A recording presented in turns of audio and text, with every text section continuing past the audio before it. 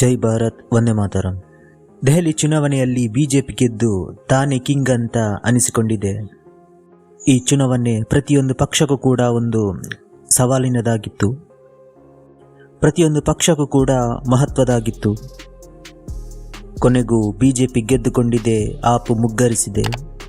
Congress ಖಾತಾವೇ open ಮಾಡಲಿಲ್ಲ. ಇದು ದೆಹಲಿ ಜನರು ನೀಡಿದಂತಹ ತೀರ್ಪು. ಬಿಜೆಪಿ 48 ಸ್ಥಾನ ಪಡೆದು ಗೆದ್ದುಕೊಂಡ್ರೆ ಆಪ್ 22 ಸ್ಥಾನ ಪಡೆದುಕೊಂಡಿದೆ.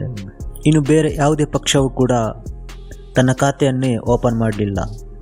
ಇನ್ನು ಈ ಎಲೆಕ್ಷನ್ ರಿಸಲ್ಟ್ ಬಿಜೆಪಿಗೆ ಕೂಡ ಮುಖ್ಯವಾಗಿತ್ತು. ಈ ಕೇಂದ್ರ ಸರ್ಕಾರ ಅಧಿಕಾರಕ್ಕೆ ಬಂದು 1 ವರ್ಷ ಆಗ್ತಾ ಬರ್ತಾ ಇದೆ. ಅವರ ಆಡಳಿತದ ಭವಿಷ್ಯವು ಕೂಡ ಈ ಎಲೆಕ್ಷನ್ ಮೇಲೆ ಕೂಡ ನಿಂತಿತ್ತು. ಈ ಗೆಲುವಿನಿಂದಾಗಿ ಬಿಜೆಪಿಯಲ್ಲಿ ಒಂದು ಸಂತೋಷದ ವಾತಾವರಣ ಇದೆ.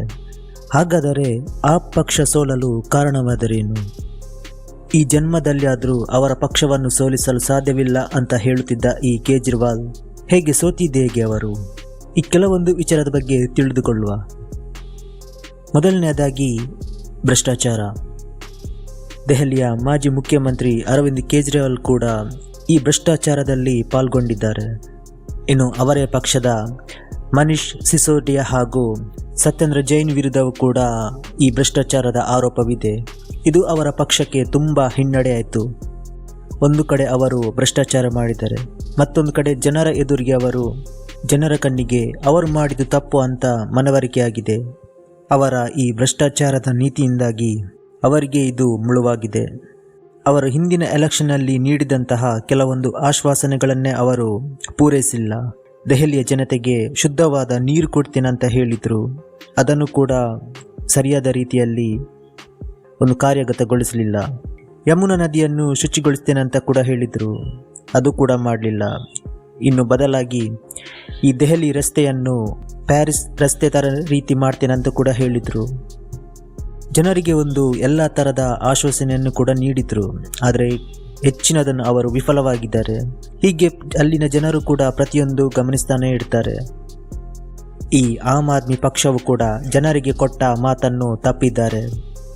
ಅದಕ್ಕೆ ಜನರು ಕೂಡ ಈ ಎಲೆಕ್ಷನ್ನಲ್ಲಿ ಅವರಿಗೆ ಉತ್ತರವು ಕೂಡ ಕೊಟ್ಟಿದ್ದಾರೆ. ಇನ್ನು ನಾಯಕದ ಅಸ್ಥಿರತೆ.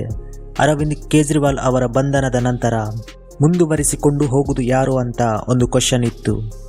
ಈ ಅತಿಶಿ ಅವರು ದೆಹಲಿಯ ನೂತನ ಮುಖ್ಯಮಂತ್ರಿಯಾಗಿ ಆಯ್ಕೆಗೊಳ್ಳುತ್ತಾರೆ. ಆ ಸಂದರ್ಭದಲ್ಲೂ ಕೂಡ ಒಂದು ನಾಯಕರ ಕೊರತೆ ಎದ್ದು ಕಾಣುತ್ತಿತ್ತು. ಮತ್ತೊಂದು ಕಡೆ ಆಂತರಿಕ ಕಲಹದಿಂದಾಗಿ ಕೂಡ ಅವರ ಪಕ್ಷಕ್ಕೆ ತುಂಬ ಹಿನ್ನಡೆಯಾಯಿತು.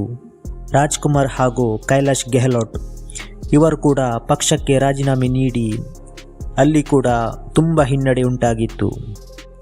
ಹೀಗೆ ಅಲ್ಲಿಂದ ಅವರಿಗೆ ಮೇಲೆದ್ದು ಬರಲು ಕೂಡ ಸಾಧ್ಯವಾಗಲಿಲ್ಲ. ಇನ್ನು ವಿರೋಧ ಪಕ್ಷಗಳು ಈ ಆಪ್ ಪಕ್ಷದ ಮೇಲೆ ಆರೋಪ ಮಾಡುತ್ತಿರುವಾಗ ಕೌಂಟರ್ ಕೊಡಲು ಅವರ ಬಳಿ ಉತ್ತರವೇ ಇರುತ್ತಿರಲಿಲ್ಲ. ಇದನ್ನೆಲ್ಲ ಈ ದೆಹಲಿ ಜನರು ಗಮನಿಸುತ್ತಿದ್ದರು. ಇನ್ನು ಎಲ್ಲಕ್ಕಿಂತ ಹೆಚ್ಚಾಗಿ ಈ ಎಲೆಕ್ಷನ್ ಗೆಲ್ಲಬೇಕಾದರೆ ಜನರ ಮನಸ್ಸನ್ನು ಗೆಲ್ಲಬೇಕು. ಈ ಆಪ್ ಪಕ್ಷವು ವಿಫಲವಾಗಿದೆ.